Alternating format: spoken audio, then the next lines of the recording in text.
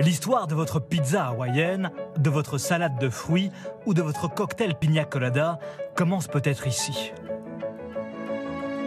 Dans ces immenses champs d'ananas.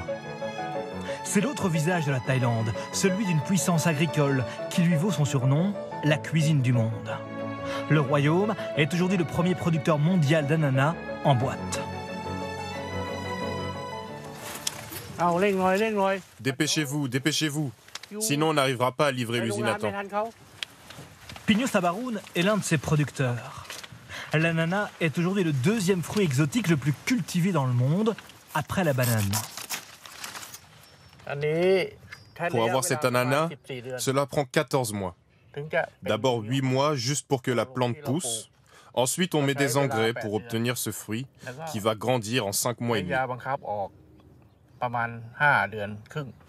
Il faut un climat chaud et humide et une température comprise entre 20 et 30 degrés pour que les plants s'épanouissent. Ici, la récolte se fait à la main tout au long de l'année, car dans les champs, les ananas ne poussent pas au même rythme. Ici, on peut voir les couleurs jaunes et vertes, donc celui-ci est mûr. Mais celui-là est vert partout, donc il n'est pas mûr. Avec une certaine dextérité, les couronnes de feuilles sont coupées directement dans les champs, car ces fruits-là sont destinés à l'usine. Et les ouvriers agricoles n'ont pas vraiment de temps à perdre. On est payé à la tonne récoltée. Par jour, on peut ramasser entre 8 et 9 tonnes, ce qui fait en gros 3 pick-up. Mais ça va, ça ne me fatigue pas trop. Ça fait longtemps que je fais ça, j'ai l'habitude.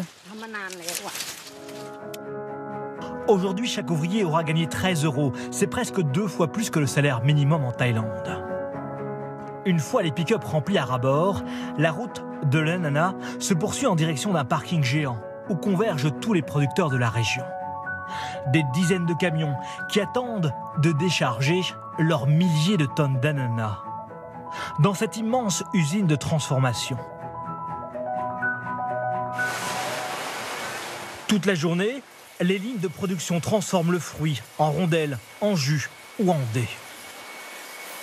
Ces conserves vont être exportées partout dans le monde, de l'Asie aux États-Unis en passant par l'Europe. L'ananas génère aujourd'hui plus de 200 millions d'euros en Thaïlande et pourrait bientôt alimenter un nouveau business. Voici à quoi ressemble un champ d'ananas une fois la récolte terminée. Jusqu'à présent, tous ces déchets organiques étaient jetés, voire brûlés. Désormais, il existe une filière de valorisation de ces déchets qui, vous allez le voir, intéresse beaucoup l'industrie textile. Dans combien de temps tu penses avoir fini? Dans 4 ou 5 jours, j'aurai terminé. C'est un atelier de tissage unique en son genre en Thaïlande, où la matière première sont ces feuilles d'ananas récupérées dans les champs.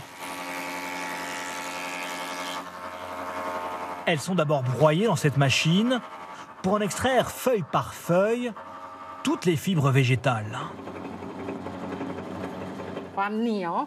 Les vêtements à base d'ananas sont plus solides que ceux en coton ordinaire. Les fibres sont plus résistantes et elles se déforment moins. Les fibres sont ensuite séchées, puis mélangées à du coton et transformées en fils à l'aide de ces rouets. Des fils qui permettent de faire 200 mètres de tissu par mois pour confectionner des chemises comme celle-ci, vendues 45 €. Malgré ce prix élevé, ces pièces artisanales séduisent les acheteurs thaïlandais, taïwanais ou même français. Nos clients sont des amoureux de ces vêtements tissés à la main. Nous n'arrivons même plus à faire face à la demande. C'est vraiment un produit nouveau, où il n'y a en plus aucun produit chimique. L'atelier aimerait industrialiser le processus, car la demande pourrait exploser. Hugo Boss a lancé ses premières chaussures en cuir d'ananas avec des fibres venues des Philippines. Même démarche pour Puma ou encore Camper. C'est désormais toute l'industrie de la mode qui réfléchit à remplacer du cuir animal par du cuir végétal. L'aube peut-être d'une révolution économique pour l'industrie de l'ananas en Thaïlande.